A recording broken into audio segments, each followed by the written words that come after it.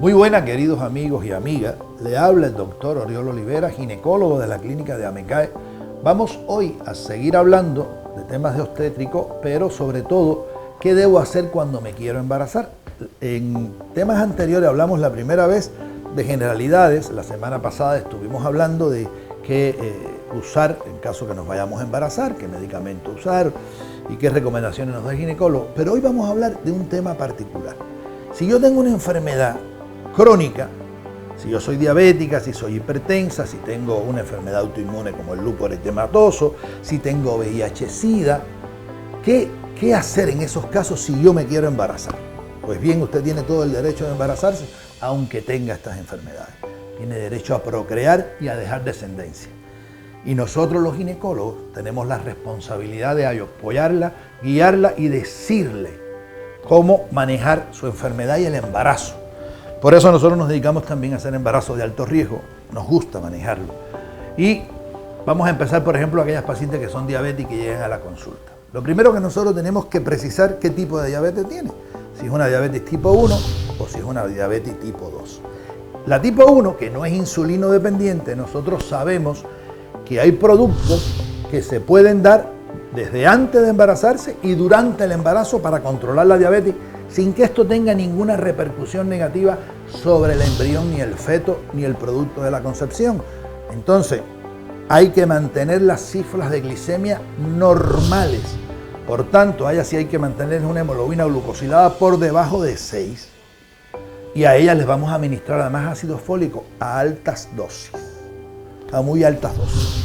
A las dosis, en vez de 400 u 800 microgramos después que se embarace, a ellas les vamos a dar 5 miligramos de ácido fólico a este tipo de pacientes. Lo mismo para el resto de las enfermedades. Todas las que tienen enfermedades crónicas le vamos a dar, por supuesto, el ácido fólico a estas dosis, para no ser repetitivo, y a la gran mayoría le vamos a dar cardioaspirina o aspirina Protect o aspirina de bajas dosis. En el caso de las que tengan sobrepeso, tenemos que tener un control del mismo. ¿Qué sucede con el sobrepeso y el embarazo? Que muchas tienen resistencia a la insulina, sobre todo aquellas que tienen un perímetro abdominal grande, pues tienen más riesgo de resistencia a la insulina, y tenemos que descartar en ella el síndrome de ovarios poliquísticos. Las pacientes con sobrepeso es muy frecuente que concuerden o al mismo tiempo con un síndrome de ovarios poliquísticos. Por tanto, en ellas tenemos que investigar esto haciendo un seguimiento folicular, que es un estudio desde el 5º día del ciclo hasta que termina, hasta que llega a ovular o demuestra no ovulación, y en ese caso entonces tenemos que considerar cómo ayudarla para que pueda ovular. En el caso de las hipertensas, tenemos que mantener un control estricto de la TA. Y en caso necesario, nosotros tenemos que hacer un monitoreo ambulatorio de la presión arterial. Para eso tenemos que auxiliarnos con un clínico, con un cardiólogo, porque nosotros tenemos que trabajar, y de hecho en AMECAE trabajamos un equipo en conjunto, y los casos los discutimos en conjunto, y los casos tomamos decisiones en conjunto, en aras de darle lo mejor a la paciente durante su embarazo o cuando se va a embarazar. Esto es más que importante. En el caso de las pacientes que tengan HIV-Sida, tenemos que luchar porque mantenga su tratamiento antirretroviral. Creo que la semana pasada les dije que aquellas que mantienen el tratamiento antirretroviral disminuye el riesgo de que su bebé se vaya a contaminar hasta un 2%. Si no toman el tratamiento, el 25% de los recién nacidos van a tener VIH-Sida. En aquellos casos particulares en que la paciente no tiene SIDA y tiene SIDA el varón, en este caso ella no se ha contaminado, nosotros tomamos el semen del varón, hacemos un lavado seminal, capacitamos el semen y hacemos una inseminación homóloga. O sea, con este semen capacitado lo colocamos en la vagina, la paciente logra embarazarse de su esposo y no se contamina con el VIH-Sida.